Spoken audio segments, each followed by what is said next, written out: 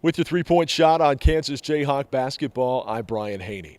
The Jayhawks head to Stillwater later today to face Oklahoma State on Saturday night at 5 o'clock in a matchup of two NCAA tournament-bound teams and two head coaches that could be up for Big 12 Coach of the Year. Bill Self has won that distinction 6 times in his first 13 seasons at KU, and many feel should win it again this year. But if you ask Coach Self for another coach's name that might be deserving, he says Brad Underwood. He's done a phenomenal job. You know, he would be my pick for Conference Coach of the Year, without question. I think there's a lot of guys that have done good jobs, but I don't think anybody's done a better job than Brad.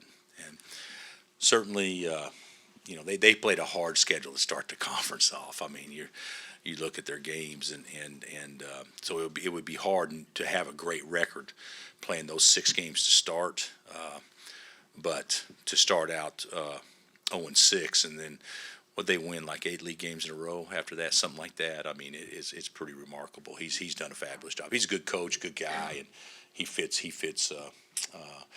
that university very well from the outside looking in. Part of the case for Coach Underwood is the fact that after opening 0-6 in Big 12 play, the Cowboys have rattled off 9 league wins in their last 11 Big 12 games. They're up to number 29 in the latest RPI, and Landon Lucas knows a win in Stillwater would help the Jayhawks sustain momentum heading into the postseason.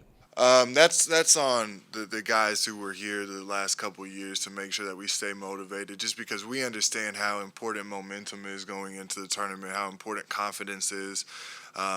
You don't want to go into the tournament, even if you are a 1 seed, coming off a couple losses or a couple bad games. So we know we want the same momentum that we had last season going into it, because that helped us through those couple rounds and get us to a game like Villanova, where at that point in time, you know, it's just a couple possessions and anything can happen. So, for our final point on the three-point shot, the comeback Jayhawks. KU's come back from being down at least 8 in 12 games this season. They're 11-1 in those games with at least an 8+ point deficit. In terms of double-digit deficits, that's happened 8 times this season, and they're 7-1 in those games. Coach Self talks about this team's ability to rally back.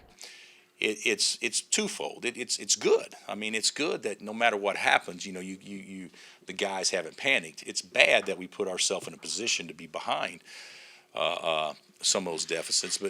But when you're playing in a league that is as balanced as our league, I don't think that's totally unusual. I bet if you go through and you look at West Virginia, I bet you they've been behind double figures quite a bit, or Baylor, or Baylor maybe not as quite as much, because Baylor's games are usually, you know, they don't allow their opponents to score that many points because of the style and everything. But you know, Iowa State, you know, a 10-point lead at Iowa State means nothing, nor does a 10-point deficit. I think offenses have changed so much that, and defenses and rules and everything's changed so much. It's easy for an offensive team to get on a little bit of a roll.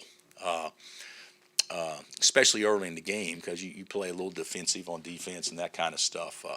But we got to correct it. I mean, obviously we need to correct it, because I could be wrong, but I think there's 10 games we won in league where we've been down 9 points. The Jayhawks hope for no big deficits on Saturday in Stillwater and a chance to win where Frank Mason has never won in his KU career. It's a 5 o'clock tip-off. Catch the action on the Jayhawk Network. I'm Brian Haney for KUathletics.com.